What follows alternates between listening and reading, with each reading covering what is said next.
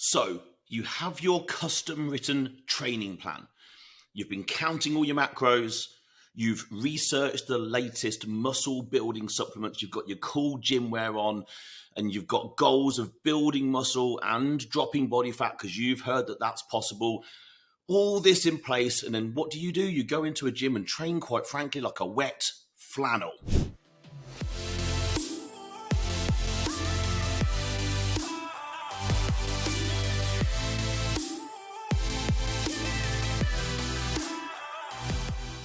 So, Alphas, welcome back to the show. Andy Naylor here, CEO, founder, Naylor Body Design, and host of the Optimal Alpha podcast. So, today's going to be a little bit of a rant, but hopefully a rant with a purpose. And the purpose is always to help. We need to make a point about something that can make us all aware of our shortcomings and therefore aware of opportunities in our training. So, let me start by saying very quickly here that I believe that training is the key and the catalyst to change. Training is the key and the catalyst to change. Yes, obviously diet is important, but if you desire the best physique, your ideal physique and overall outcome, then I would put it to you that you probably most likely need more muscle. And it doesn't necessarily have to be a huge amount of muscle, but more muscle is generally always good to a degree. You probably need to be a little bit stronger, maybe a little bit more mobile, a bit more agile, and of course, leaner. And diet alone has zero chance of achieving all of this. So wave bye-bye to it's 80% nutrition bull crap. It isn't 80% nutrition, okay? Let's just say that you've got your nutrition nailed, like whatever that actually means, because there's levels of what that could be for an individual.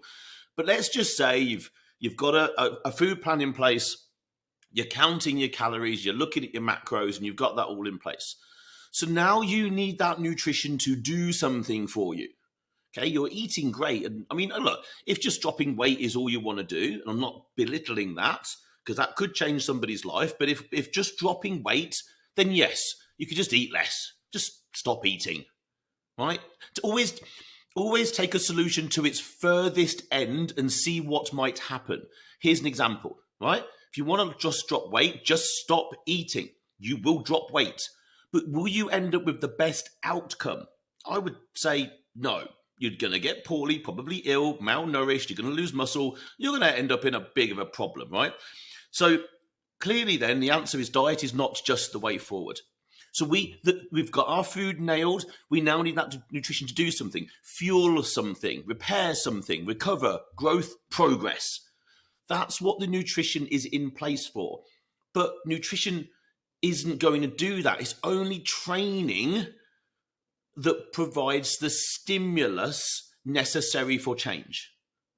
Depending on what the change is, granted. But if our change is to have an ideal physique, in other words, the things I said above, a bit stronger, more agile, more muscle, etc., then training is the stimulus. We need our body to change and adapt to become more, okay? And there are rules and principles around this. The most simple and straightforward one that I'll cover today, or I'm just going to mention now, is SAID. Specific adaptation to imposed demand. SAID, S-A-I-D. Specific adaptation to an imposed demand. So the SAID principle basically states that the human body will adapt specifically in response to the demand and stresses placed upon it. Okay? Yeah, so yes, dieting itself is a stress and a demand. So if we just dieted and cut calories, the demand and the stress is that the body has to produce additional energy for us to move about. So we'll lose weight. We'll lose everything, muscle and fat. Okay. So, but dieting, just nutrition, will not grow muscle on its own. There's no reason for a change in food to grow muscle, make you stronger. The stimulus only comes from placing muscle tissue. Well, technically, the stimulus that we're looking for here comes from placing muscle tissue under tension, under load. There's a whole bunch of other stuff that we could go into, but that's the crux of it, right? And then progressing that tension and load over weeks and months. That's it. We could talk about progressive overload and all the systems behind that, and I have done in previous episodes. You can go back and listen to them. But underpinning all of this is putting a muscle under tension. The concept is super simple. Okay, it's not easy, but it's simple. You put essentially your body safely in a position that it cannot handle. Just slightly can't handle. It was just slightly too much. Okay, that's how we get muscular damage. Okay, and then that's what the nutrition is going to come back and repair. So your body basically has no option, if done correctly, to go off and adapt to that muscular damage that we've just created by training. It has to go off and adapt, repair itself, and get a little bit stronger just in case it has to do it again. Your body is an adaptation machine. You place it under the right stresses and demands, it's like, okay, I might have to do this again. I'm going to be prepared. Because your body has one, kind of one or two goals. Right? Your body has one goal: keep you alive long enough to pass on your genes.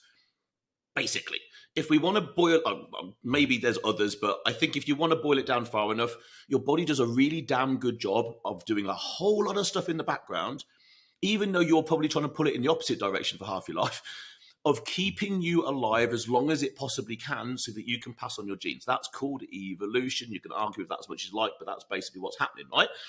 So your body is going to, okay, this muscle has been put under a stress. It has become damaged. I'm going to use that amazing nutrition that they seem to be giving me, and I'm going to get stronger, slightly bigger, in case it happens again.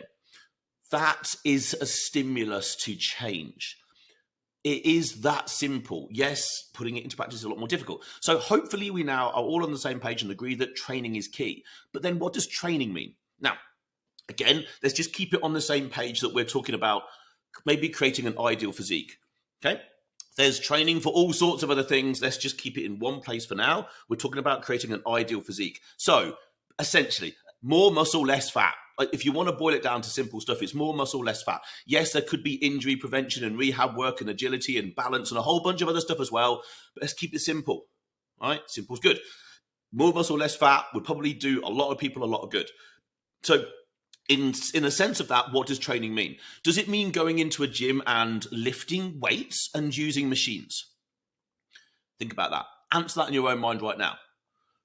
Does training to you mean going into a gym and lifting weights and using machines? Is that what training is? If our goal is to build muscle and fat? Absolutely not.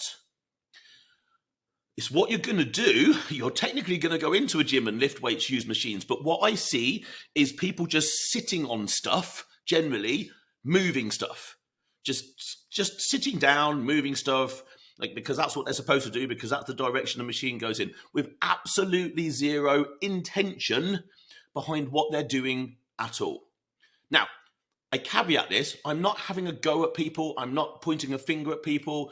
Like, I'm not saying I'm perfect. There's probably stuff that I do that I don't do well, that I should improve at. And yes, I can think of what those might be. I'm not pointing the finger at anyone individually. However, the quality of training around the world generally isn't very good, because what happens is most people go into a gym, and this is understandable, right? And this was also me for the first 5 years of my training life. This was exactly what I did, right? Because I was a little bit nervous in the gym, a little bit timid. Everyone was huge. I hadn't got a clue what was going on. So what did I do? I just went in and copied. I just went into the gym, watched other people and copied them, which is probably what most of us do when we walk into a gym, because we're like, what the hell is going on in here? What does all this stuff do? Oh, that person looks like they know what they're doing. I'm going to copy them. It's a survival mechanism, if you want to think about it. But the reality is then the technical quality of training around the world is pretty shit, basically. People just move stuff, lift stuff, throw stuff around with not a lot of thought. Again, it's not a criticism. It's just the way it is. Not a lot of thought, not a lot of process. Now, not a lot of grit, not a lot of desire, and not a lot of heart. The technical stuff will just shove to one side for a minute. That's technical stuff that can be taught and learned. But the grit, the desire, the heart, that is stuff that has to come from inside you. That has to come from you. I can't teach you that. You can't be coached that, I don't think. It has to. It has to come from inside. So what I see are people ticking boxes. And that has been me as well, right? So again, it's not a criticism. I'm not pointing fingers. But people are ticking boxes and basically wasting their own time, making little or probably very much none real discernible progress, in moving forward to their ideal physique.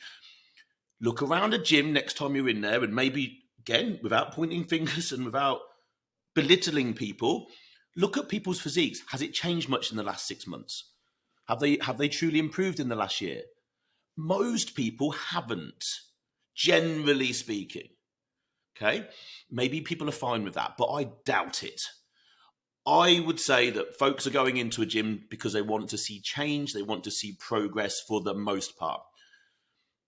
But for the most part, they train like it doesn't mean something to them.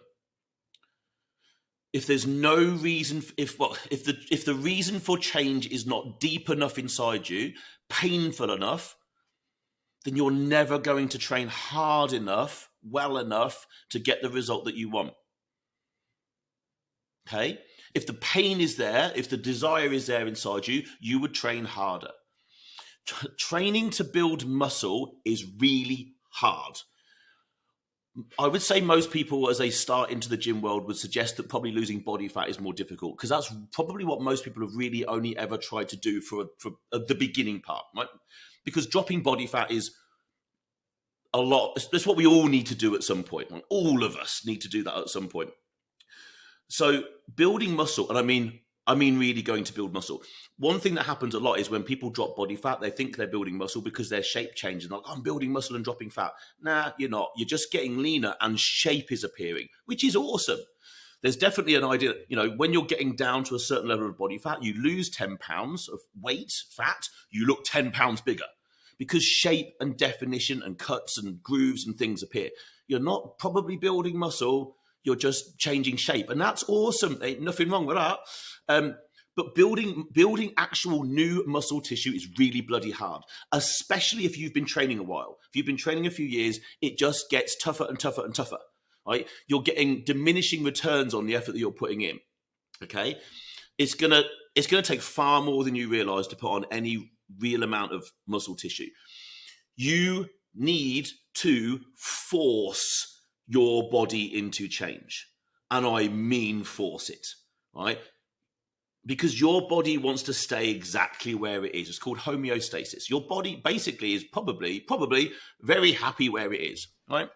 It's happy because it's able right now to keep you alive, to pass on your genes in a very easy way. It doesn't have to do a lot, right? It's not having to conserve energy. It's not having to build tissue. It's just happy. So if you want a better physique and you want your ideal physique, you've damn well got to force it. You've got to send a signal to your body that is so loud and clear that it gets the message. You give it no choice. And training like a wet flannel isn't going to cut it at all. At all. Alphas, I interrupt this show with a simple message. This show is here to benefit you and your progression to the best version of yourself. But not only just you, it's also here to benefit the people around you, your loved ones, your friends, other alphas in your vicinity. So why not do a really cool thing today? Something that I would thank you for and maybe someone else would. Share this podcast with at least one other alpha out there who you know would benefit from it. Why not share the information, share the ability for someone else to grow? I'm sure they would thank you. I 100% would absolutely thank you.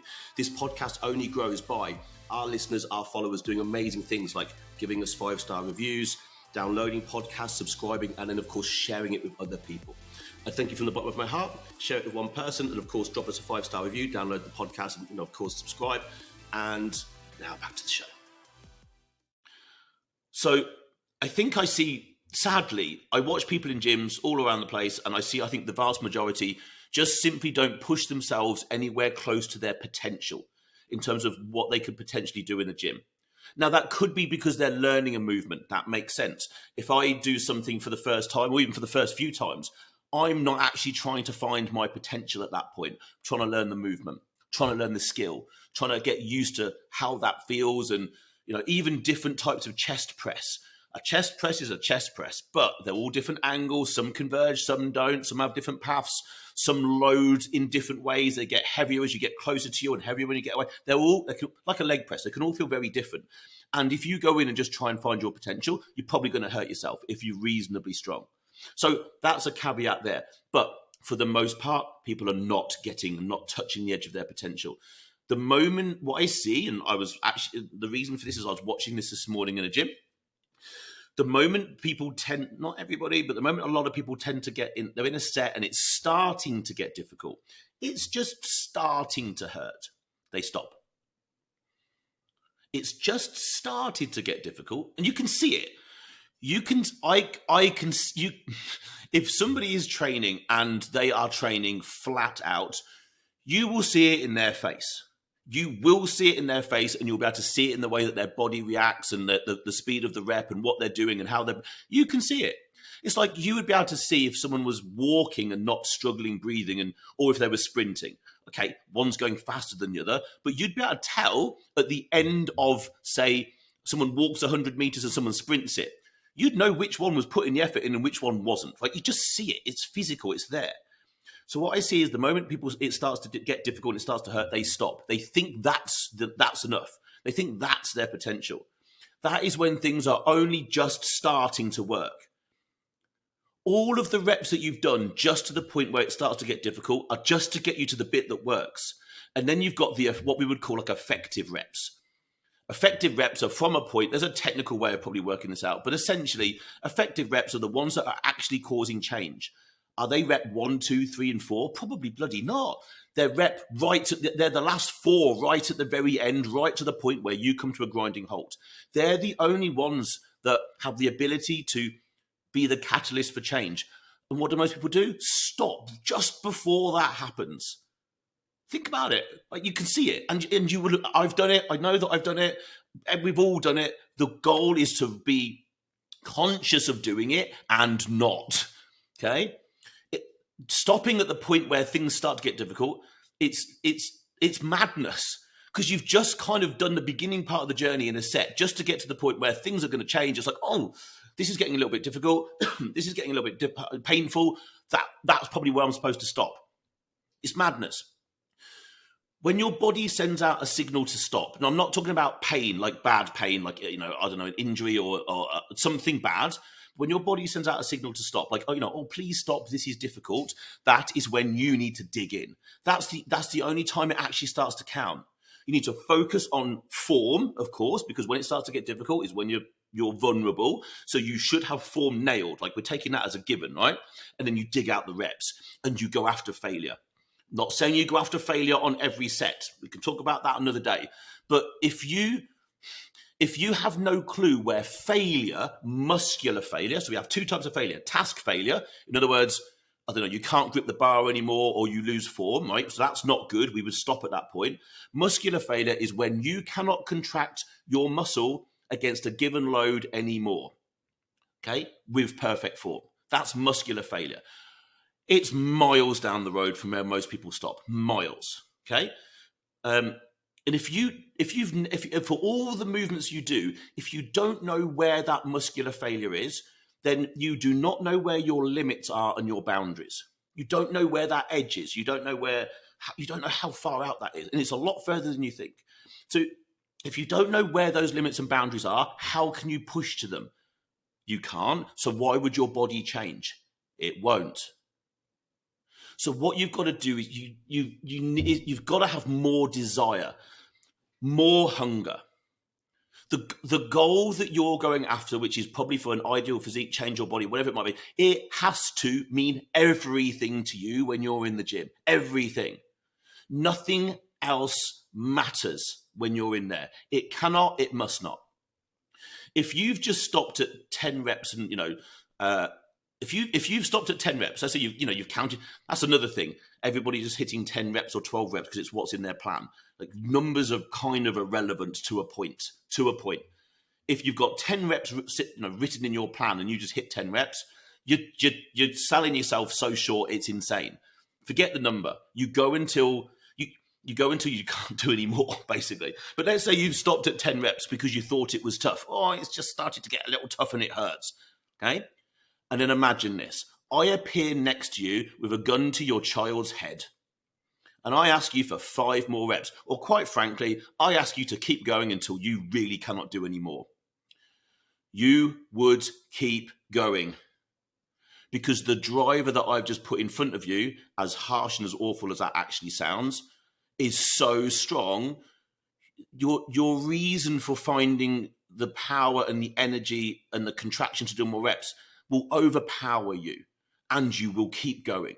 It's a harsh point, but if I rocked up next to you and put a gun next to your family's head and said, you keep going, I want 5 more reps, like you'd find those 5 more easily. But then that proves a point to yourself. Well, why did you stop before those 5? Why? Now, there is an argument to say that there's self-preservation in there. Like our body's going to want to hold back a little bit. You've got to get through that. People hold back. So and this is also, let's say you've got 4 sets of something to do. It is very fair to say that most people will hold back on set 1, 2, and 3 because they know they've got a set 4 to do. There are strategies to overcome how to get around that, to get the most out of every set. And it's also fair to say, as a complete opposite argument to this, if you train to absolute muscular failure on set 1, you've stuffed up set 2, 3, and 4. Okay? So you would want to train very damn close to failure on set 1, 2, and 3. In other words, there's still something left. You can still contract a muscle. Okay, then you can take set 4 or whatever it might be, the final set, to failure. You get the most out of the whole movement doing that. But to be able to do that, if you're not training like this at the minute, you've got to create thoughts in your mind. As dark as this is going to sound, you've got to create thoughts in your mind that are of pain and suffering, of fear, pain. Humans' biggest driver is to move away from pain. Yeah, moving towards pleasure is good, but moving away from pain is the biggest driver we've ever got. Why? Because it's moving away from the saber-toothed tiger. It's moving away from danger. It's self-preservation, and it might save our life. That is our biggest driver. There's no way around that. So you've got to create in your mind pain and suffering. And the only thing that will take you away from that pain and suffering is more bloody reps. Just for that moment. You forget about it when you've walked out the gym, but just for that moment, you've got to create something in your mind that is so dark, so painful, like your life depends on it, that you will dig out more reps and stop training like a wet flannel. In fact, your life depends on it, and quite frankly, how about your child's life depends on it? Your family's life depends on it. Put something in your mind that, quite frankly, you wouldn't dare want to tell to another human because you can't quite explain it. Because if you can, whatever that might be for you, if you can build that in your mind and play that on a loop, you can use that to your advantage. Let me give you a really good example. There is a documentary on Netflix called The Last Dance, and it's about Michael Jordan and the Bulls. And one of the things that he became quite well known for was just basically making up shit in his own head and then using that as ammunition to just destroy people. And he was pretty good at it. So maybe someone did say something to him and he's like, it was maybe just in passing and it was a little bit of a joke. He's taken that in and thought, whether he's done it consciously or whether it was just some sort of mechanism, he's taken that comment in and twisted it and made it personal. So the next time he played against that person, he destroyed them. So he was using things. It's a mental approach to something. So if you be honest with yourself, if you are training a bit like a wet flannel and you know full well you're holding back and you're just ticking a box and maybe going through the motions, and quite frankly, you're now pissed off because you ain't getting the results, you've got to change something. This little thing here, this idea of I need to find out where failure is. In other words, you just need to bloody train hard enough, right? It's as simple as that. But you've got to find a mechanism to get you there. That is your reason why. But if you don't have a reason why that you can pull out, bloody well, make one. Make one up. Who cares? If it gets the job done, it gets the job done. So find something. Could be something from the past. It could be something your partner said to you about putting on a little bit of weight. That's a bit difficult because you might take that dark thought home with you. Probably best not to do that. It could be a mate. It could be the way someone looked at you the last time you were on holiday and you're walking down the beach as if you were an out of shape fat whale. And you can just remember the look in their eyes. They looked you up and down and you're like, you felt shit. So take that and now use it. Create it into some dark thing that you can then pull upon because it will feel painful, it's suffering, and the only thing that's going to get you out of it are more reps and finding failure. So there you go. Just a little thought on, I suppose, mechanisms that one, being aware of when you're training like a wet flannel. You need to understand it. Because if you think that things are just getting a little bit difficult and just getting a bit hard, and you think that's enough, I'm here to tell you it's not. Building muscle is really bloody difficult. It's really difficult. And it will get harder and harder and harder. So you need to get better and better and better. And most likely, what you're doing now isn't enough. It's the person you need to become. Okay? So it's the person you now need to become to go and get the goals. Think about it that way. Like, you go off and achieve a goal, the goal's great, but who did you become to get there? Like, let's say you want to go and get a set of abs. You've never had abs in your life. Well, the person you are now is not good enough anymore. The person you are now, who you are now, is not good enough.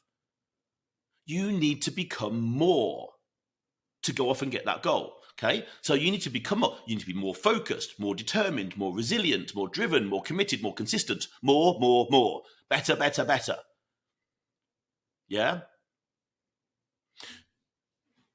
You are now no longer enough. If you have a goal in front of you, you are now no longer enough. It's who you are about to become that matters now. Not who you were, not who you are now. It's who are you going to evolve into that matters now. And who do you want that to be? Who do you want that to be? Do you want it to be Mr. Wet Flannel that stops when it kind of hurts a little bit? Or do you want to be something more, something greater? Because you can't have both. The choice is always going to be yours. So that's going to do it for today. I hope there's been something that's useful. If you've made it through to the end of this, thank you so much. I appreciate you. Maybe leave us a 5-star review. And also, as always, if you felt that this was useful and you know someone out there who might benefit from maybe having Andy rant at them a little bit, then please do share this. I massively appreciate it. The idea that we can reach out through this podcast and change lives is absolutely awesome. And I know that we're doing that. And I appreciate every single one of you that's left us reviews and every single one of you that's commented and sent in messages and passes this on to other people. It's amazing and a great way to better change another human's life for the positive. So once again, from me to you, I thank you. That will do us for today. I will be back next week.